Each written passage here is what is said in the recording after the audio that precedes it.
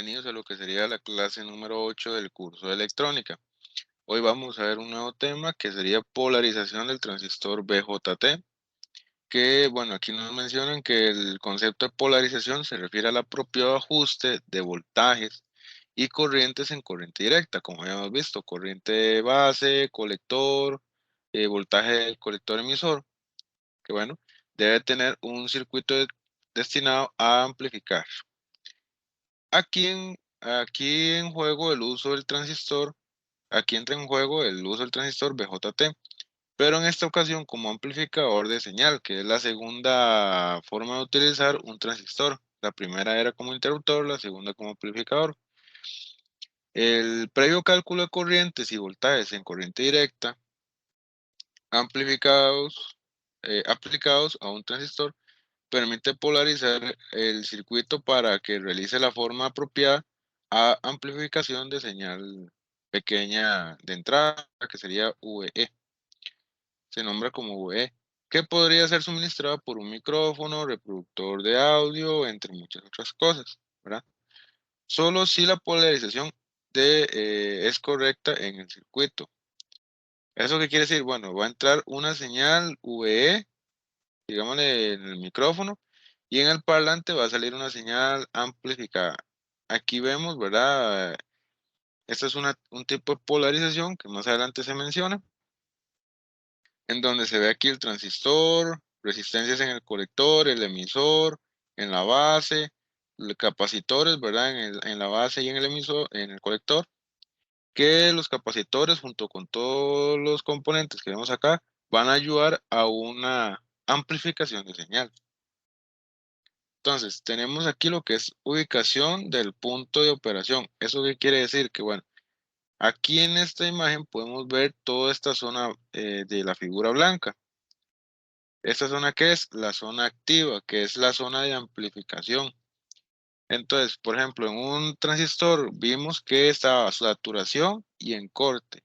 Saturación, para entrar en saturación ocupamos una corriente de base mínima de saturación y corte que es cero.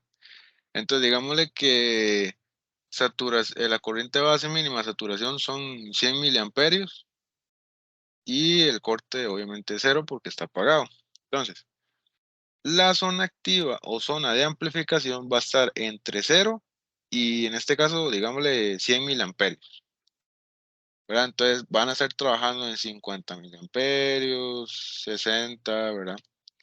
¿Qué sería la zona activa? Para amplificar siempre se debe estar en la zona de amplificación, ni muy cerca de la zona de corte, que es cuando está apagado, ni muy cerca de la zona de saturación. Siempre estar como en el medio. Un 20% menos de la corriente base mínima de saturación y un 20% por encima de lo que sería el punto de corte, que es prácticamente cero. Y por ejemplo, aquí vemos el punto B, C y D, que están en la zona de amplificación para estos diferentes valores de corriente de saturación, ¿verdad? Tenemos entonces lo que es tipos de polarización, ¿verdad? Que aquí nos mencionan que entonces, según lo dicho, los puntos de operación podrían ubicarse en cualquier parte de la región activa, que es la parte de amplificación, y su posición específica. Será dependiente de la polarización ajustada. Entonces, dicho de otra forma, podríamos asociar lo analizado a lo que sucede en la llave suministrada, que suministra agua en un lavadero. Si el ajuste de la llave se hace en su cierre total o bien se hace en su apertura máxima, podríamos decir que la llave de agua actúa como un transistor en función de interruptor, corte o saturación. Pero si lo ajustamos en puntos intermedios para calibrar rangos medios de flujo de agua, en este caso podríamos decir que la llave trabaja similar a un transistor de amplificación o amplificador, con un punto de operación en la región activa, ¿verdad? Que es entre corte y saturación. Entonces, aquí podemos ver diferentes tipos de configuración de polarización. En este caso, primero vemos la polarización fija. Tenemos un VE que sería la entrada. Tenemos los dos capacitores que nos van a ayudar para amplificar. Tenemos una resistencia en la base una resistencia en el colector, el transistor NPN, el emisor que va conectado a tierra y una fuente que alimenta todo, ¿verdad? Entonces también igual tenemos corriente de base, corriente de colector. Y aquí nos muestran cómo se podrían analizar, cómo se podrían realizar los cálculos. Entonces nos dicen, en esta primera acción de polarización, el circuito debemos calcular los voltajes y corrientes. Para esto hacemos un análisis de entrada y salida. Entonces, ¿qué significa eso? Que se van a partir en dos. O sea, bueno, por así decirlo, se parte en dos, para forma de verlo. Entonces, tenemos aquí en la parte de entrada, tenemos la fuente, que es la misma que está acá. ¿Verdad? Es la misma. Nada más se redibuja para que se vea más bonito, se vea bien en la forma de verlo. En el caso de los cálculos, los capacitores no se tomarían en cuenta, pero cuando ya se hace la parte de amplificación, o sea, ya se arma el amplificador, ahí sí ocupamos que ellos estén. Pero en la parte de los cálculos no es necesario tomarlos, ellos se ignoran. Entonces, tenemos entonces el voltaje de la fuente, tenemos la resistencia, la corriente de base, que es la que ocupamos encontrar, y el voltaje base emisor, que sería 0,7, ¿verdad? Que es la parte del diodo, que sería 0,7. Despejando, ¿verdad? La corriente base, tenemos que entonces para obtener la corriente base sería la fuente menos 0,7 de base emisor entre la resistencia que tengamos acá en la base. Ya con eso tendríamos la corriente base. Ahora en la parte de salida, veríamos entonces que tenemos la parte del colector, el emisor, voltaje colector emisor y la fuente. Entonces, la corriente del colector sería la beta por corriente base, o sea, la ganancia por la corriente base que calculamos acá. Y bueno, aquí tenemos para calcular el voltaje colector emisor, porque hay que recordar, en saturación era cero, pero como estamos en amplificación, que es una zona intermedia, sí va a existir aquí un voltaje. Entonces, el voltaje colector emisor sería la fuente menos la corriente y la resistencia por la resistencia del colector, ¿verdad? Corriente por resistencia. Que a su vez es otra forma de verlo, también sería voltaje colector emisor, es igual al voltaje del colector, ¿verdad? El voltaje en esta zona menos el voltaje en el emisor, que en este caso el emisor sería cero por estar directamente a tierra. Ahora, en la segunda configuración polarización de emisor, ¿verdad? Ahora sí, en el emisor tenemos una resistencia, por lo tanto va a existir una corriente y a su vez un voltaje. Entonces, en este caso sí el voltaje se puede calcular. Entonces, por ejemplo, haciendo el análisis en la parte de entrada, tenemos lo siguiente, el voltaje de la fuente menos corriente por resistencia a la base menos voltaje base emisor menos la corriente por resistencia en el emisor. Ahora sí, porque ahora sí hay una resistencia. Entonces, aquí nos mencionan que la corriente del emisor también se puede representar como beta, que es la ganancia, más 1 por corriente de base. Entonces, podemos sustituirla en esta fórmula. Sustituimos IE, ¿verdad? La que está acá. Y nos queda de esta forma, ¿ve? Lo único que cambiamos fue la corriente del emisor por algo prácticamente equivalente. Pero ocupamos sacar la corriente de base y ocupamos que las corrientes todas estén en términos de base. Entonces, ahora hacemos un despeje y nos queda de la siguiente forma. Corriente de base es igual a la fuente menos voltaje base emisor, que es 0,7, dividido todo entre la resistencia de base más beta más 1 por resistencia del emisor. En la parte de la salida tenemos lo siguiente. Tenemos la fuente, tenemos el voltaje colector emisor, tenemos la parte del colector, corriente y resistencia, y corriente y resistencia del emisor. Para este caso nos mencionan que la corriente del emisor va a ser muy parecida a la corriente del colector. Por lo tanto, se podría reemplazar o sustituir. Entonces, sustituimos lo que sería la corriente del emisor por la corriente del colector.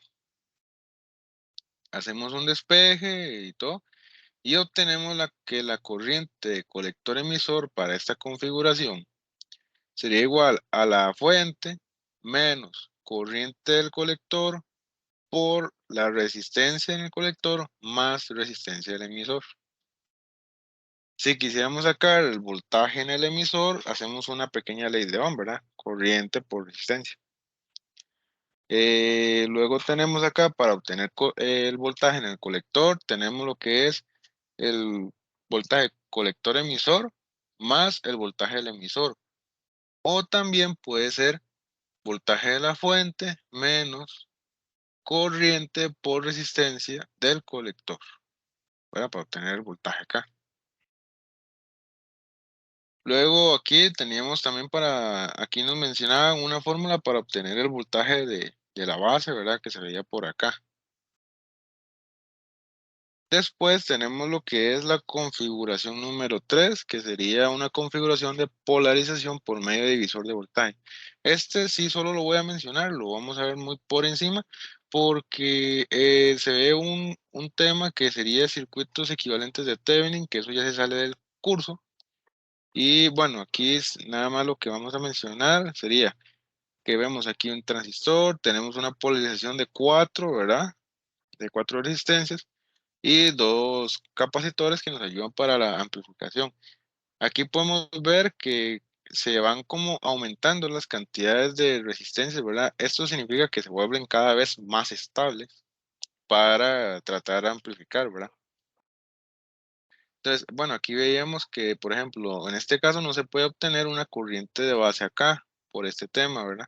Entonces se hacía lo que es un equivalente de Thevenin, que eso ya es fuera de este curso, ¿verdad? Nada más es para mencionarlo, de que existe, ¿verdad? Y también se puede obtener, se puede realizar este tipo de configuración y obtenerlo por estos medios, ¿verdad? Por un equivalente de Thevenin. Y por último tenemos esta configuración, que es la configuración de realimentación del colector, en donde tenemos acá, ¿verdad?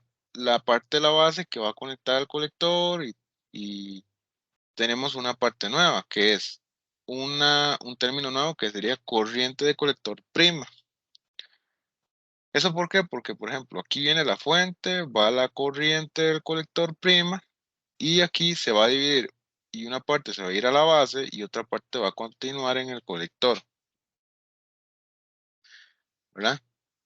Como nos dicen acá, que la corriente del colector prima es igual a la corriente del colector que se fue por acá más la corriente base que se fue por acá.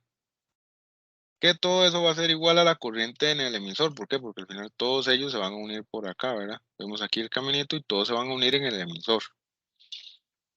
De igual forma, el emisor, la corriente del emisor va a ser igual a beta más 1 por, aquí faltó la corriente de base, pero por corriente de base.